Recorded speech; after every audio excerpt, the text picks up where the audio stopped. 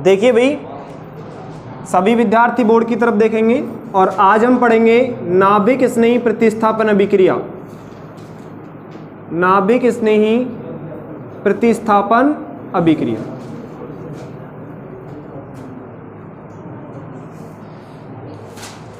जो नाभिक स्नेही प्रतिस्थापन अभिक्रिया है वो हम पढ़ रहे थे एल्किल हैलाइडों में। तो एल्किल हैलाइड आप लोग देख रहे होंगे इस प्रकार से होता है। ये क्या है? Alkyl halide. इसकी अभिक्रिया हमने नाभिक स्नेही के द्वारा करवाई है, नाभिक स्नेही के साथ करवाई है। नाभिक स्नेही होता है Nu-। क्या होता है? Nu-। ये नाभिक स्नेही यहाँ पे आएगा और यहाँ पर किसी दूसरे नाभिक स्नेही को यहाँ से प्रतिस्थापित करेगा और उत्पाद का निर्माण करेगा। देखो कैसे करेगा, आप सुनिए। ये नाभिक स्नेही है। नाभिक स्नेही वे होते हैं जो नाभिक को आकर्षित करते हों। किसको आकर्षित करते हों? नाभिक। और नाभिक होता है धनावेशित। क्या होता है? धनावेशित। मतलब ये जाएंगे धनावेश के पास। कहाँ जाएंगे? धनावेश के पास। और हम जानते हैं कि एल्किल हैलाइड में हैलोजन की विद्युत ऋणता ज़्यादा होती है, तो नेगेटिव है, और ये कौन है? पॉजिटिव। तो ये Nu- अटैक करेगा इस R के ऊपर, मतलब कार्बन के ऊपर, और हैलोजन को यहां से क्या निकाल देगा? बाहर। तो ये बन जाएगा RNu प्लस X-। ये हमारे यहाँ पे उत्पाद बन गया है। और ये आपका कौन है? लिविंग ग्रुप है, जिसे हम बोलते हैं अवशिष्ट समूह। अवशिष्ट समूह। समझ पा रहे हैं आप लोग? इतना क्लियर है? आगे हम चले तो नाभिक स्नेही प्रतिस्थापन अभिक्रियाएं हैं, इनकी हम पढ़ेंगे कि कितने प्रकार की होती हैं। तो सामान्यतः अगर अपने सिलेबस की बात करें तो ये दो प्रकार की दी गई हैं। एक दी गई है एक अणुक नाभिक स्नेही प्रतिस्थापन अभिक्रिया, और दूसरी दी गई है द्वि अणुक नाभिक स्नेही प्रतिस्थापन अभिक्रिया। वैसे और भी होती हैं, लेकिन हम केवल क्या कितनी पढ़ेंगे? दो पढ़ेंगे। तो नाभिक स्नेही एल्किल हैलाइडों में, किसमें? एल्किल हैलाइडों में जो नाभिक स्नेही प्रतिस्थापन अभिक्रियाएं हैं, नाभिक स्नेही प्रतिस्थापन अभिक्रिया वो दो प्रकार की होती है। कितने प्रकार की होती हैं? दो प्रकार की। कितने प्रकार की होती है भैया? दो प्रकार। कौन कौन सी हैं? सबसे पहले हम बोलते हैं एक अणुक नाभिक स्नेही प्रतिस्थापन अभिक्रिया। प्रतिस्थापन अभिक्रिया, ठीक है। और दूसरी होती है द्वि अणुक नाभिक स्नेही प्रतिस्थापन अभिक्रिया।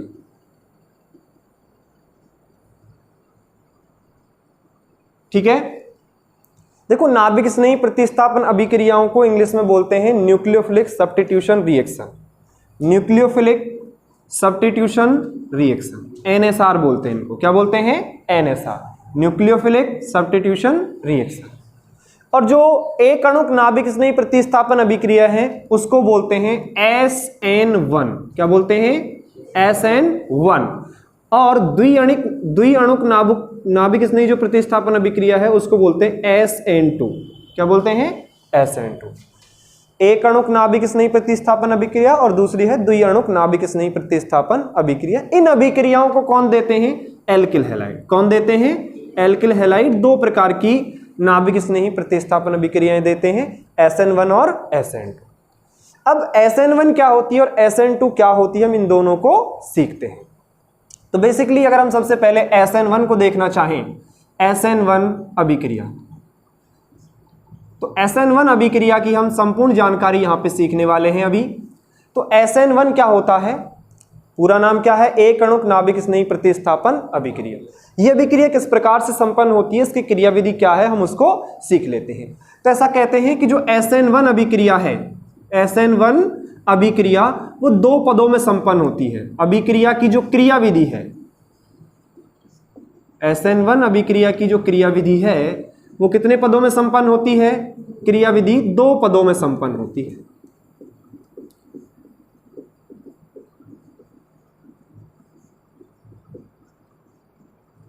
कितने पदों में संपन्न होती है? दो पदों में।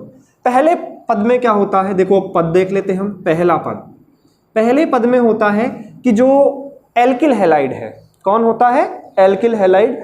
वो एल्किल हैलाइड का विस्मांस विखंडन होता है। क्या होता है? विस्मांस विखंडन। पहले पद में क्या होता है? एल्किल हैलाइड का एल्किल हैलाइड का विषमांश विखंडन होता है, विषमांश विखंडन होता है। ध्यान समझेंगे, पहले पद में क्या होता है, एल्किल हैलाइड का विषमांश विखंडन होता है। वो कैसे होता है आप लोग जानते होंगे। ये रहा आपका कौन, एल्किल हैलाइड। क्या है, एल्किल हैलाइड, और इसका हो रहा है विषमांश विखंडन। और बेसिकली विषमांश विखंडन ही होगा क्योंकि यहां पे तो कार्बन है, यहां पे कौन है, हैलोजन। दोनों की विद्युत ऋणताओं में अंतर है, और अंतर है तो हैलोजन बंद के इलेक्ट्रॉनों को अपनी ओर खींच लेगा। बंद के इलेक्ट्रॉनों को कहां खींच लेगा, अपनी ओर खींच लेगा। तो ये इलेक्ट्रॉनों को जैसे यहां पे खींचा तो इसके ऊपर तो नेगेटिव चार्ज आ गया, और इसके ऊपर कौन सा चार्ज आ गया, पॉजिटिव। अगर ये दोनों वास्तव में पूर्ण रूप से अलग हो जाए तो एक बन जाएगा R+ और एक बन जाएगा X-। बनेगा कि नहीं बनेगा। इसको बोलते हैं कार्ब धनायन। क्या बोलते हैं, कार्ब धनायन। इसी को बोल सकते हैं कार्ब कैटायन। क्या बोलते हैं, कार्ब कैटायन, क्योंकि कार्बन के ऊपर कौन है, प्लस आवेश है। इसलिए जो पहला पद है इसमें एल्किल हैलाइड का विषमांश विखंडन होता है, या फिर इसी पद को ऐसे भी बोल देते हैं कार्ब धनायन का निर्माण। पहले पद में क्या होता है, कार्ब धनायन का निर्माण। कार्ब धनायन का क्या होता है, सबसे पहले पद में निर्माण होता है। ये जो स्टेप होता है या ये जो पद संपन्न होता है वो स्लो होता है। क्या होता है, स्लो, मतलब धीमी गति से संपन्न होता है। कैसी गति से संपन्न होता है, धीमी गति से। तो पहला पद ये है, विषमांश विखंडन हो रहा है और कार्ब धनायन का क्या हो रहा है, निर्माण। फिर क्या होता है, दूसरा पद होता है। क्या होता है, दूसरा पद। दूसरे पद में क्या होता है कि जो कार्ब धनायन बनता है, कौन बनता है, कार्ब धनायन, उस पर नाभिक स्नेही का आक्रमण होता है, Nu-। दूसरे पद में क्या होता है, कार्ब धनायन पर, कार्ब धनायन पर नाभिक स्नेही का आक्रमण होता है। नाभिक स्नेही का आक्रमण होता है। किसका आक्रमण होता है, नाभिक स्नेही का। नाभिक स्नेही ये रहा, ये इस पर क्या करेगा, अटैक करेगा। तो देखिए ये ऋणायन है, ये धनायन है। आवेशों के बीच में या आयनों के बीच में बहुत तीव्र गति से अभिक्रिया होती है। तो ये जो अभिक्रिया होगी बड़ी फास्ट होगी, मतलब तीव्र गति से क्या होगी, संपन्न होगी। और ये क्या बना देंगे, RNU। ये प्लस माइनस मिलकर के क्या बना लेंगे, एक बॉन्ड का निर्माण कर लेंगे, और ये क्या बन जाएगा, RNU। मतलब यहां पे बन गया, आपके यहां पे उत्पाद बन गया है। क्या बन गया है, उत्पाद। ये आपका कार्ब कैटायन है, मतलब कार्ब धनायन है। ये आपका नाभिक स्नेही है। कौन है, नाभिक स्नेही। ये दो पदों में आपकी अभिक्रिया क्या हो जाती है, संपन्न हो जाती है। समझ पा रहे हैं आप लोग। इस अभिक्रिया की जो क्रियाविधि है वो कितने पदों में संपन्न हो रही है, दो पदों में। ध्यान रखना, ये अभिक्रिया की जो क्रियाविधि है कितने पदों में संपन्न हो रही है, दो पदों में। लेकिन यह जो अभिक्रिया है SN1, जो SN1 अभिक्रिया है, ये प्रथम कोटि की अभिक्रिया होती है। कौन सी कोटि की अभिक्रिया होती है, प्रथम कोटि की अभिक्रिया। अब आप कहोगे सर मैं प्रथम कोटि की अभिक्रिया को तो जानता नहीं हूं, क्योंकि चैप्टर नंबर 4 में पढ़ते हैं, रासायनिक बल गतिकी जो चैप्टर होता है उसमें पढ़ते हैं। खैर अब तो वो रासायनिक बल गतिकी चैप्टर आपका तीसरा चैप्टर हो गया है, लेकिन पहले वो कौन सा था, चौथा चैप्टर। तो ये प्रथम कोटि की अभिक्रिया होती है। प्रथम कोटि की अभिक्रिया किसे कहते हैं, कि ऐसी अभिक्रिया जिसमें अभिक्रिया का वेग, जिसमें किसका, अभिक्रिया का वेग, उसमें उपस्थित अभिकारक की एक घात के समानुपाती हो। उसमें उपस्थित अभिकारक की एक घात के क्या हो, समानुपाती। और वो जो पद होता है वो स्लो वाला पद होता है, धीमी गति से संपन्न होने वाला पद होता है। उसका जो अभिकारक है वो क्या है, एल्किल हैलाइड। तो एल्किल हैलाइड की सांद्रता की एक घात के क्या होता है, समानुपाती। उस अभिक्रिया को क्या बोलते हैं, प्रथम कोटि की अभिक्रिया। वापस सुनो, प्रथम कोटि की अभिक्रिया किसे कहते हैं, वे रासायनिक अभिक्रियाएं जिनमें अभिक्रिया का वेग अभिकारक की प्रथम घात के क्या होता है, समानुपाती होता है। और ये जो अभिक्रिया की कोटि या अभिक्रिया का जो वेग निर्धारक पद होता है वो सबसे स्लो पद होता है। क्या होता है, स्लो पद। अर्थात फास्ट वाले में ये चीज काम नहीं करेगी, ये किस में करेगी, केवल स्लो वाले में केवल क्या दिखाई दे रहा है, एल्किल हैलाइड। तो एल्किल हैलाइड की सांद्रता की घात कितनी लगा देनी है अपने को, 1 लगा देनी है प्रथम कोटि की अभिक्रिया के लिए। समझ पा रहे हैं आप लोग, ये बात आपको ध्यान रखनी है। उसके बाद अगर हम बात करें तो SN1 जो अभिक्रिया है उसमें जो विस्मांस विखंडन कराया जाता है तो वो ध्रुवीय प्रोटिक विलायकों की उपस्थिति में होता है। ध्रुवीय प्रोटिक विलायकों, ये जो अभिक्रिया है SN1 जो अभिक्रिया है वो ध्रुवीय प्रोटिक विलायकों की उपस्थिति में होती है। किसकी उपस्थिति में होती है? ध्रुवीय प्रोटिक विलायक। अब ध्रुवीय प्रोटिक विलायक क्या होंगे? प्रोटिक विलायक ऐसे होते हैं जिनके पास हाइड्रोजन होता है। कौन होता है? हाइड्रोजन। जैसे एथेनॉल हुआ। कौन हुआ? Ethanol, C2H5OH। तो अगर इसमें ये प्रोटॉन है H+ है तो ये ध्रुवीय प्रोटिक विलायक है। जैसे ये है CH3COOH, ऐसे ही एसिटिक अम्ल तो ये ले लिया, फॉर्मिक अम्ल हो सकता है, और भी वो सारे अम्ल होंगे जिनमें कौन होगा? हाइड्रोजन होगा। उन्हें हम क्या बोलते हैं? ध्रुवीय प्रोटिक विलायक। क्या बोलते हैं? ध्रुवीय प्रोटिक विलायक। क्यों करवाते हैं? क्योंकि ये विस्मांस विखंडन को आसानी से करते हैं। ये इनको क्यों काम में लिया जाता है? क्योंकि ये विस्मांस विखंडन करते हैं। क्या करते हैं? विस्मांस विखंडन को प्रेरित करते हैं। विस्मांस विखंडन को क्या करते हैं? प्रेरित करते हैं कि ज्यादा से ज्यादा क्या हो? विस्मांस विखंडन हो, आसानी से कार्बधनायन बने। जितनी आसानी से कार्बधनायन बनेगा उतनी ही आसानी से अभिक्रिया क्या होगी? संपन्न होगी, उतनी जल्दी अभिक्रिया संपन्न होगी। उसके बाद यहां पे कौन बन रहा है? कार्बधनायन। देखो अभिक्रिया के अंदर बन रहा है कार्बधनायन, और कार्बधनायन जितना ज्यादा अधिक स्थायी होगा अभिक्रिया उतनी आसानी से संपन्न होगी। तो इसकी जो अभिक्रिया की जो क्रियाशीलता है वो कार्बधनायन के स्थायित्व पर निर्भर करती है। अभिक्रिया की जो क्रियाशीलता है वो किस पर निर्भर करती है? कार्बधनायन के स्थायित्व पर। तो क्या कह सकते हैं कि अभिक्रिया की, और कौन सी अभिक्रिया की? SN1 अभिक्रिया की क्रियाशीलता कार्बधनायन के स्थायित्व पर निर्भर करती है। स्थायित्व पर निर्भर करती है। और आप लोग जानते हैं कि कौन सा कार्बधनायन अधिक स्थायी होता है और कौन सा कार्बधनायन कम स्थायी होता है। मैंने आपको बताया होगा कि 3 डिग्री जो कार्बधनायन होता है वो सबसे ज्यादा क्या होता है? स्थायी होता है। उसके बाद 2 डिग्री कार्बधनायन क्या होता है? स्थायी। सबसे कम क्या होता है? 1 डिग्री कार्बधनायन स्थायी होता है।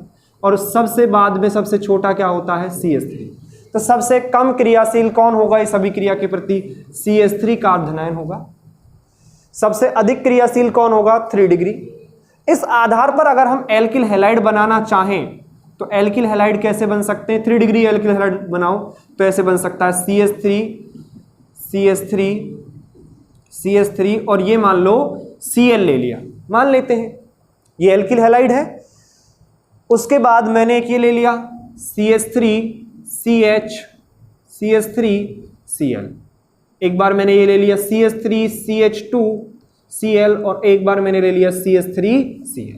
देखो समझने की कोशिश करना, यहां पे क्या है कि ये बंद यहां से टूटे तो ये कार्बधनायन बने, यहां से ये बंद टूटे तो ये कार्बधनायन बने, यहां से ये बंद टूटे तो यहां पे क्या बने? कार्बधनायन। यहां से ये बंद टूटे तो ये कार्बधनायन बने।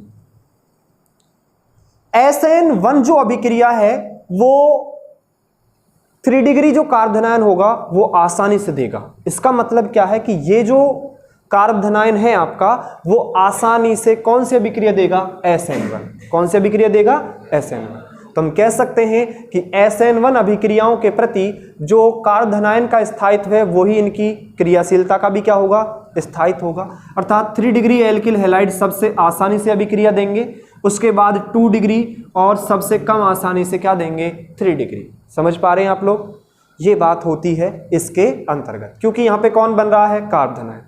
कार्बधनायन का स्थायित्व जितना अधिक होगा, कार्बधनायन का स्थायित्व जितना अधिक होगा, क्रियाशीलता उतनी क्या होगी? क्रियाशीलता तो कम होती है लेकिन कार्बधनायन का स्थायित्व जितना अधिक होगा अभिक्रिया उतनी आसानी से क्या होगा? संपन्न होगी। अभिक्रिया उतनी आसानी से क्या होगी? संपन्न। अभिक्रिया उतनी ही आसानी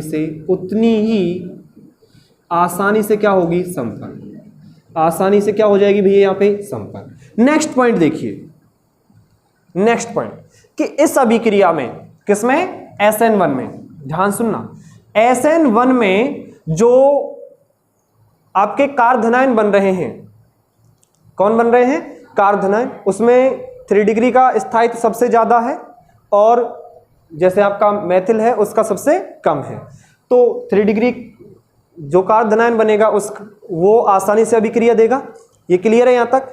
अब हम ये कह रहे हैं कि अगर यहां पे जो एल्किल, जो हेलोजन परमाणु है, अगर इनको मैं चेंज कर दूं और एल्किल समूह समान रहे, ध्यान देखना, जैसे मेरे पास है RF, क्या है, RF, और एक है मेरे पास RI, RCl, और एक है RBr, और एक है मेरे पास RI। तो विभिन्न एल्किल हैलाइडों, ये एल्किल हैलाइड है, इसमें ये आसानी से अभिक्रिया देगा, या फिर ये आसानी से अभिक्रिया देगा, या फिर ये आसानी से अभिक्रिया देगा, या फिर ये आसानी से अभिक्रिया देगा। इसके बारे में थोड़ी सी जानकारी लेनी है। तो बताइए इनमें से कौन आसानी से अभिक्रिया देगा। अरे कार्बोधनायन तो अब सेम है सब में, तो अब जो आसानी से बाहर निकले, इनमें से हैलोजन कौन सा आसानी से बाहर निकल सकता है, उसके आधार पर कौन निकलेगा, अरे आयोडीन निकलेगा भाई। क्यों? क्योंकि आयोडीन का जो बंध है वो बड़ा होता है, दुर्बल बंध होता है, आसानी से टूट जाएगा। बताया था मैंने, पहले भी बताया था। तो एल्किल आयोडाइड आसानी से अभिक्रिया करेगा, फिर एल्किल ब्रोमाइड करेगा, फिर एल्किल क्लोराइड करेगा, और सबसे कम आसानी से कौन करेगा, एल्किल फ्लोराइड। विभिन्न एल्किल हैलाइड जो हैं, फ्लोरीन हो सकता है, क्लोरीन, ब्रोमीन, आयोडीन, तो इनमें से आयोडीन वाला जो एल्किल हैलाइड है वो सबसे आसानी से क्या करेगा, अभिक्रिया करेगा, क्योंकि इसकी बंध लंबाई क्या होती है, ज्यादा होती है। कार्बोधनायन या एल्किल समूह तो हमने क्या कर दिए हैं, फिक्स कर दिए हैं। एल्किल समूह तो क्या कर दिया है, फिक्स कर दिया है, इसलिए डिपेंड करेगा अब हैलोजन परमाणु के आधार पर। हैलोजन परमाणु जितना बड़ा होगा, आकर्षण उतना ही क्या हो जाएगा, कम हो जाएगा। आकर्षण कम होगा तो उसे निकालना क्या होगा, आसान। अगला पॉइंट इसमें यह है कि जो SN1 अभिक्रिया है उसमें रैसमिक मिश्रण बनता है। SN1 अभिक्रिया में क्या बनता है, रैसमिक मिश्रण बनता है। अरे क्या बनता है भैया, रैसमिक मिश्रण बनता है। क्या कहा अभी हमने कि SN1 अभिक्रिया में क्या बनता है, रैसमिक मिश्रण। अब रैसमिक मिश्रण क्या होता है, मैंने आपको पढ़ाया है, क्या है, स्मॉल डी व स्मॉल एल, स्मॉल डी व स्मॉल एल के सम अणुक मिश्रण को, सम अणुक मिश्रण को क्या कहते हैं, रैसिमिक मिश्रण कहते हैं। क्या बोलते हैं, रैसिमिक मिश्रण कहते हैं। अरे बताया था कि नहीं बताया था मैंने, चैप्टर नंबर 9 वो उपसय संयोजक यौगिक वाले में। और मैंने कहा था कि प्रकाश सक्रिय यौगिक 2 प्रकार के होते हैं, दक्षिण ध्रुवण घूर्णक और वाम ध्रुवण घूर्णक। तो दक्षिण ध्रुवण घूर्णक को डी से बताते हैं, वाम ध्रुवण घूर्णक को एल से। तो दक्षिण ध्रुवण घूर्णक और वाम ध्रुवण घूर्णक यौगिकों के समअणुक मिश्रण को हम क्या कहते हैं, रैसमिक मिश्रण कहते हैं। ये डेफिनेशन आपको मैंने शायद लिखवाई होगी, थोड़ा सा ध्यान से देखना, नहीं लिखवाई तो आज से। वैसे मेरा जब मैं पढ़ा रहा था तो मेरे दिमाग में वो सारी चीजें थी, लेकिन और बताई होगी, क्योंकि नहीं बताई होगी तो मुझे याद नहीं रहेगा। चलो कोई नहीं, अब सीख लो। स्मॉल डी व स्मॉल एल के समअणुक मिश्रण को क्या कहते हैं, रैसमिक मिश्रण कहते हैं। बात क्लियर है। ये पॉइंट होते हैं किसमें, SN1 में। किसमें होते हैं ये, SN1 में। SN1 में जो 3 डिग्री एल्किल हैलाइड है, 3 डिग्री एल्किल हैलाइड है, वो सबसे अधिक क्रियाशील होता है। सबसे अधिक क्या होता है, क्रियाशील। और 1 डिग्री या मेथिल क्लोराइड है वो सबसे कम क्रियाशील होता है। समझ पा रहे हैं आप लोग, क्लियर है ये चीजें यहां तक। इतना ही है कि इसमें आपके यहां पे जो SN1 अभिक्रिया है उसमें, ठीक है, नोट करेंगे इसको अभी आप लोग। ये SN2 अभिक्रिया, इसको पढ़ते हैं। SN2 अभिक्रिया जो है, ये अभिक्रिया एक पद में संपन्न होती है। SN2 अभिक्रिया की जो क्रियाविधि है,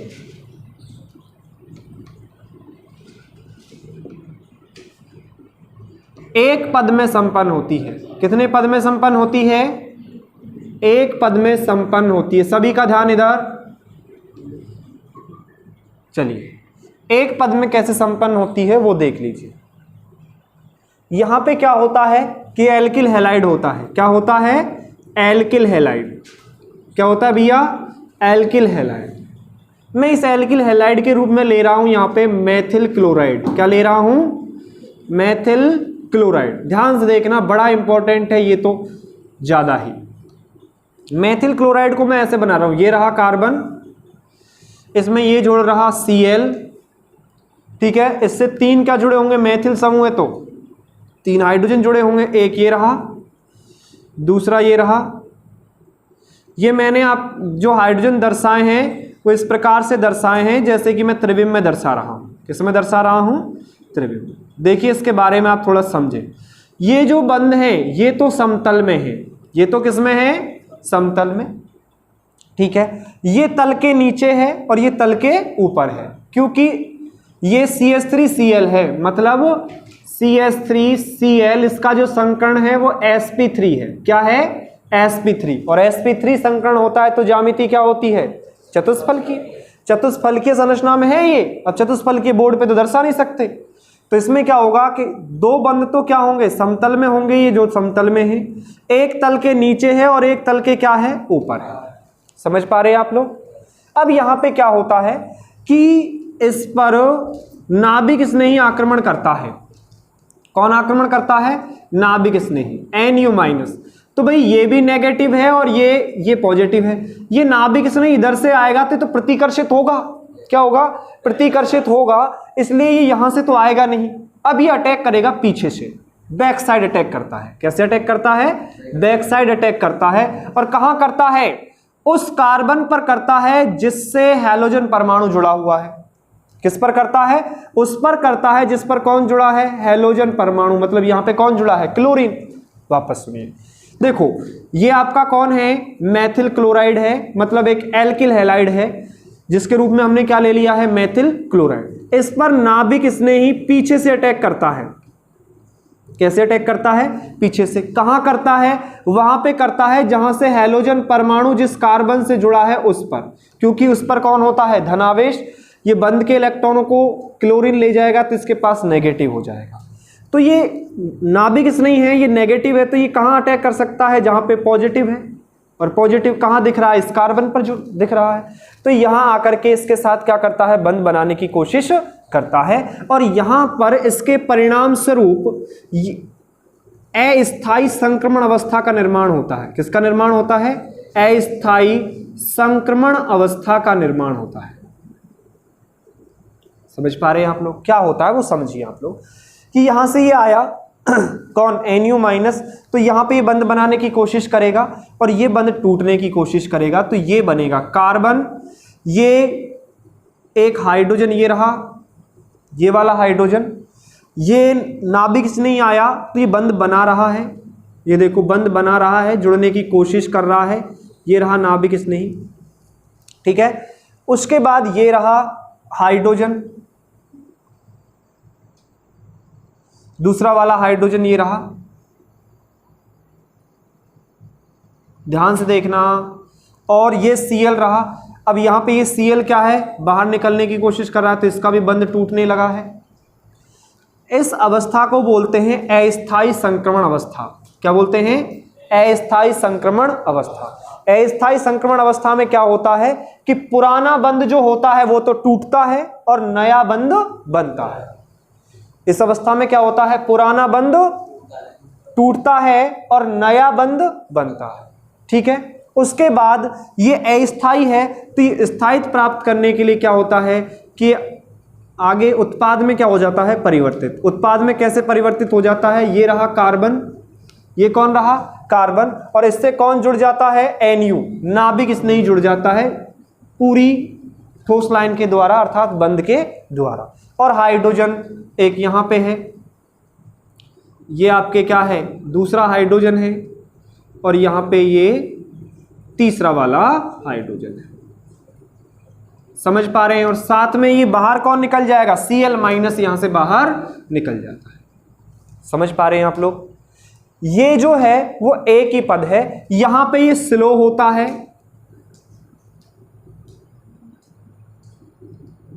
और ये जो स्टेप है वो फास्ट होता है।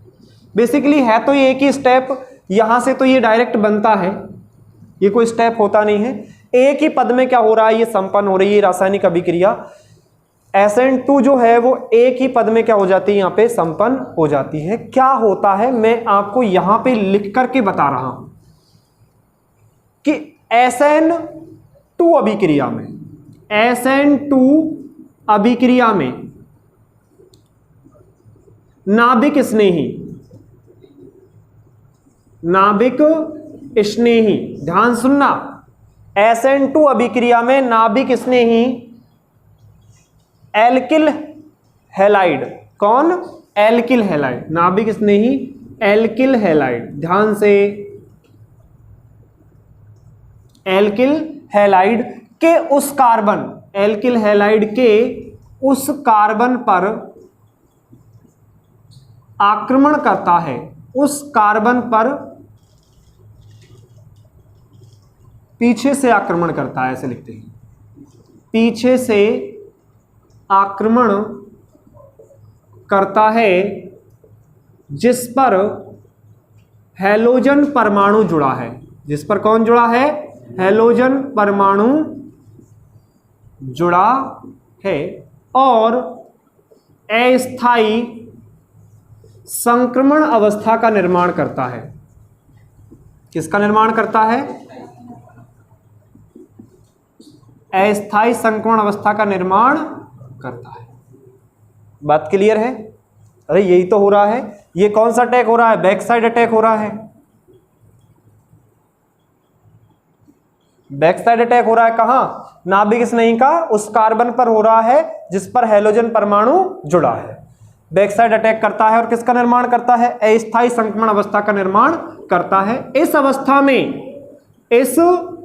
अवस्था में पुराने बंध टूटते हैं, पुराने बंध टूटते हैं और नए बंध बनते हैं, नए बंध बनते हैं।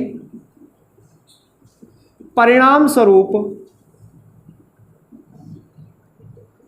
उत्पाद का निर्माण होता है। किसका निर्माण होता है, उत्पाद का निर्माण होता, और ये क्या बन गया, यहां पे उत्पाद बन गया है। क्या बन गया भैया, समझ पा रहे हैं आप लोग? ये अभिक्रिया जो है वो कौन सी है, SN2 अभिक्रिया है। क्लियर है? इस अभिक्रिया में होता क्या है कि ये अभिक्रिया द्वितीय कोटि की, SN2 अभिक्रिया द्वितीय कोटि की बल गतिकी की पालना करती है, बल गतिकी की पालना करती है, क्योंकि इसमें जो अभिक्रिया का वेग होता है वो अभिकारकों की सांद्रताओं की प्रथम घात के क्या होता है, समानुपाती। वो कैसे होता है कि ये इस प्रकार से होता है, इसमें कौन है, एक तो एल्किल क्लोराइड है, मतलब मेथिल क्लोराइड है, इसकी सांद्रता की घात 1, और नाभिक स्नेही भी है, कौन भी है, नाभिक स्नेही, नाभिक स्नेही है, Nu- की घात कितनी है, 1। और आपको पता है ये भी सांद्रता है, ये भी क्या है, सांद्रता, सांद्रता की घात 1 और 1 है, सांद्रता की घात 1, सांद्रता की घात 1। आधार समान है तो घातें क्या हो जाती हैं, जुड़ जाती हैं। तो कितनी हो जाएगी ये घात टोटल, तो कोटि कैसे निकालेंगे, कोटि घातों का योग होती है, 1 + 1 मतलब 2। तो ये द्वितीय कोटि की अभिक्रिया है। कौन सी कोटि की है, द्वितीय कोटि की। बात समझ में आ रही है यहां तक? ये द्वितीय कोटि की रासायनिक अभिक्रिया है। उसके बाद अगर हम बात करें तो इसमें क्या हो रहा है कि इसमें जब एल्किल हैलाइड पर, इसमें जब एल्किल हैलाइड पर नाभिक स्नेही आक्रमण कर रहा है तो उत्पाद का जो विन्यास है वो उल्टा हो जा रहा है। क्या हो जा रहा है, उल्टा, मतलब यहां पर विन्यास का प्रतिपन्न हो जाता है। SN2 जो अभिक्रिया है, अभिक्रिया में उत्पाद का विन्यास, उत्पाद का विन्यास अभिकारक के विन्यास का, अभिकारक के विन्यास का उल्टा प्राप्त होता है, उल्टा प्राप्त होता है, जिसे विन्यास का प्रतिपन्न कहा जाता है। क्या कहा जाता है? प्रतिपन्न कहा जाता है। और ये कैसे हो रहा है? ये इस प्रकार से हो रहा है जैसे तेज हवा में जो छाता है वो उल्टा हो जाता है। तेज हवा में छाता जैसे उल्टा हो जाता है, उस प्रकार से ये विन्यास का क्या हो रहा है? प्रतिपन्न हो रहा है। समझ पा रहे हैं आप लोग? उसके बाद यहां पे क्या है कि देखो नाभिक इसलिए क्या कर रहा है? इस पर आक्रमण कर रहा है। यहां पर अगर ये समूह जो है जुड़े हुए एल्किल हैलाइड में जो कार्बन से जुड़े हुए जो समूह हैं, अगर ये बड़े समूह होते हों, अगर ये कैसे होते? बड़े, जैसे यहां पे CH3 होता, यहां भी CH3, यहां भी CH3, तो क्या नाभिक इसमें इस पर आक्रमण कर पाता? नहीं। क्यों? क्योंकि CH3 आ जाता कार्बन, इधर हाइड्रोजन, इधर हाइड्रोजन, इधर हाइड्रोजन, यहां भी आ जाता कार्बन, हाइड्रोजन, हाइड्रोजन, हाइड्रोजन, तो ये नाभिक इसलिए इस पर आक्रमण नहीं कर पाता। तो इस अभिक्रिया में जो क्रियाशीलता होगी अभिक्रिया की, वो जिसका विन्यास सबसे छोटा होगा उसके लिए आसानी से संपन्न हो जाएगी। ये जो SN2 है वो उस एल्किल हैलाइड के लिए आसानी से संपन्न हो जाएगी जिसका विन्यास कैसा हो? छोटा हो। क्या हो? छोटा। अर्थात यहां पर अभिक्रिया की जो क्रियाशीलता है, यहां पर जो अभिक्रिया की क्या है? क्रियाशीलता, वो विन्यास के क्या है? अभिविन्यासी बाधा के व्युत्क्रमानुपाती है। अगर अभिविन्यासी बाधा ज्यादा होगी तो क्रियाशीलता क्या हो जाएगी? कम हो जाएगी। अर्थात अभिविन्यासी जो बाधा है, अभिविन्यासी बाधा के व्युत्क्रमानुपाती होती है। इस अभिक्रिया में जो अभिक्रिया की क्रियाशीलता है वो अभिविन्यासी बाधा के क्या होती है? व्युत्क्रमानुपाती होती है। वह अभिक्रिया आसानी से संपन्न होगी जिसमें अभिविन्यासी बाधा क्या होगी? कम। जब अभिविन्यासी बाधा कम होगी तो अभिक्रिया आसानी से क्या हो जाएगी? संपन्न हो जाएगी। कहने का अर्थ यह है कि ये जो समूह है वो जितना छोटा होगा अभिक्रिया SN2 उतनी ही आसानी से क्या होगी? संपन्न। कहने का मतलब यह है, मान लो अगर ये हुआ CH3Cl, तो ये हाइड्रोजन है, छोटे छोटे समूह है, आसानी से संपन्न हो जाएगी। लेकिन अगर मैंने ऐसे कर दिया CH3CH2Cl, तो अब इस कार्बन पर, जैसे मैं इस कार्बन को मान लेता हूं कि Cl से जुड़ा हुआ कार्बन है, ये कार्बन मैंने स्टार मान लिया, यहां पे कार्बन मैंने इसको स्टार मान लिया, तो इससे कौन जुड़ा है? एक मैथिल समूह जुड़ा है। अभिविन्यासी बाधा बढ़ गई है। अभिविन्यासी बाधा बढ़ जाएगी तो जो अटैक है वो धीमा हो जाएगा, अटैक आसानी से नहीं हो पाएगा, तो क्रियाशीलता भी क्या हो जाएगी? कम। इसी प्रकार से अगर ये है CH3CH3 और यहां पे कौन जुड़ा हुआ है? Cl, तो और ज्यादा अभिविन्यासी बाधा हो गई, अभिक्रिया और धीमे संपन्न होगी। और मान लो अगर ऐसा ही हो जाए CH3, यहां भी CH3 और यहां भी कौन? CH3, और यहां कौन है? Cl, तो ये अभिक्रिया तो आसानी से संपन्न होगी ही नहीं।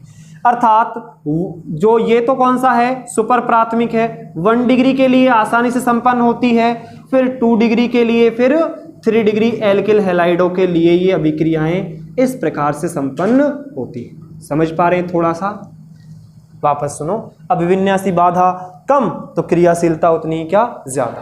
तो अभिविन्यासी बाधा यहाँ पे क्या होनी चाहिए? कम होनी चाहिए, जिससे ये आसानी से क्या कर दे? अटैक कर दे। तो अभिविन्यासी बाधा कम किस में होती है? 1 डिग्री में। उससे ज्यादा हो जाती है 2 डिग्री में, उससे भी ज्यादा हो जाती है 3 डिग्री में। समझ पा रहे हैं आप लोग? इसलिए 1 डिग्री जो है एल्किल हैलाइड वो SN1 आसानी से देंगे। SN2 अभिक्रियाओं को कौन देंगे? 1 डिग्री एल्किल हैलाइड आसानी से देंगे। और जो SN1 अभिक्रिया है उसको 3 डिग्री एल्किल हैलाइड आसानी से देंगे। क्यों? क्योंकि SN1 में बनता है कार्ब धनायन और 3 डिग्री कार्ब धनायन अधिक स्थायी होता है, और SN2 अभिविन्यासी बाधा से रिलेट होता है, जिसमें अभिविन्यासी बाधा अगर क्या है? कम है, तो क्रियाशीलता उसकी क्या हो जाएगी? ज्यादा हो जाएगी। ये बात हम आपको यहां पे समझाना चाह रहे थे। क्लियर है यहां तक ये बात? उसके बाद अगर मैं यहां भी उसी चीज की बात कर लेता हूं, जैसे मैंने कहा कि एल्किल हैलाइड ले रहा हूं विभिन्न प्रकार के, जैसे मैंने ले लिया RF, फिर मैंने ले लिया RCl, फिर मैंने ले लिया RBr, फिर मैंने ले लिया RI। तो इनमें सबसे अधिक क्रियाशील कौन होगा? बोलिए। कौन होगा? RF ही होगा। अरे इसमें तो कोई, क्योंकि ये R का जो वैल्यू है वो तो सेम है सब में। एल्किल समूह तो हमने क्या कर दिया है? समान कर दिया है हमने, यही तो बढ़ाए हैं। तो आसानी से कौन सा टूटता है? फ्लोरीन वाला। तो ये सबसे अधिक आसानी से क्रिया देगा, फिर ये सबसे कम ये देगा। समझ पा रहे हैं आप लोग? ये जो अभिक्रिया है ये कौन सी अभिक्रिया है? SN2 अभिक्रिया है। एक बार और समझिए इसको, अच्छा समझ में आएगा कि SN2 जो अभिक्रिया है उसकी क्रियाविधि एक पद में संपन्न होती है। एक ही पद में क्या हो जाएगी? संपन्न। वो रहा ये वाला पद, ये आपका एल्किल हैलाइड रहा। एल्किल हैलाइड के रूप में हमने क्या ले लिया? Methyl chloride. तो होता क्या है कि जब मेथिल क्लोराइड की अभिक्रिया हम नाभिक स्नेही के साथ करवाते हैं तो नाभिक स्नेही इस पर बैक साइड अटैक करता है और अस्थायी संक्रमण अवस्था का निर्माण करता है, जो आगे उत्पाद में परिवर्तित हो जाता है। इसमें क्या हो रहा है? इस प्रकार से अभिक्रिया हो रही है जो मैंने आपको बता दी है कि SN2 अभिक्रिया में नाभिक स्नेही एल्किल हैलाइड के उस कार्बन पर पीछे से आक्रमण करता है जिस पर हैलोजन परमाणु जुड़ा है और अस्थायी संक्रमण अवस्था का निर्माण करता है। इस अवस्था में पुराने बंध टूटते हैं और नए बंध बनते हैं, परिणाम स्वरूप उत्पाद का निर्माण होता है। इस अभिक्रिया की जो कोटि होती है वो कौन सी होती है? द्वितीय कोटि की, क्योंकि जो अभिक्रिया का वेग है वो सबसे धीमे पद के अभिकारकों की सांद्रताओं पर निर्भर करेगा और दोनों की घात अगर एक एक है तो क्या हो जाएगा? द्वितीय कोटि की अभिक्रिया हो जाएगी। SN2 अभिक्रिया में उत्पाद का विन्यास अभिकारक के विन्यास से क्या हो जाता है? उल्टा हो जाता है, जिसे विन्यास का प्रतिपन्न कहते हैं। क्या कहते हैं? विन्यास का प्रतिपन्न। जैसे तेज हवा में छाता क्या हो जाता है? उल्टा हो जाता है, उस तरीके का विन्यास हो जाता है। मान लीजिए ये छाता है, अब ये कैसा हो गया? उल्टा हो गया। समझ पा रहे हैं? ये उधर हो गया। समझ पा रहे हैं आप लोग? उसके बाद अभिक्रिया की जो क्रियाशीलता है वो अभिविन्यासी बाधा की क्या होती है? व्युत्क्रमानुपाती होती है। अभिविन्यासी बाधा जितनी कम, अभिक्रियाशीलता जो है उतनी क्या होगी? अधिक होगी। उसके बाद हमने इस आधार पर विभिन्न एल्किल हैलाइड लिए थे। ये आपने 1 डिग्री ले लिया था, 1 डिग्री एल्किल हैलाइड। ये हमने 2 डिग्री ले लिया था, 2 डिग्री एल्किल हैलाइड। और ये मैंने ले लिया 3 डिग्री एल्किल हैलाइड। तो 3 डिग्री की सबसे कम क्रियाशीलता होती है, सबसे अधिक किसकी होती है? 1 डिग्री की। और 1 डिग्री के बाद भी मेथिल क्लोराइड है वो सबसे आसानी से अभिक्रिया देता है। ये इस प्रकार से यहाँ पे एल्किल हैलाइड जो विभिन्न प्रकार के हैं उनके लिए ले लिया है। बात क्लियर है? ये आपकी कौन सी अभिक्रिया है? SN2 अभिक्रिया। आसान है या नहीं है? दोनों क्रिया विधि मैंने आपको समझा दी हैं, नोट कीजिए आप लोग।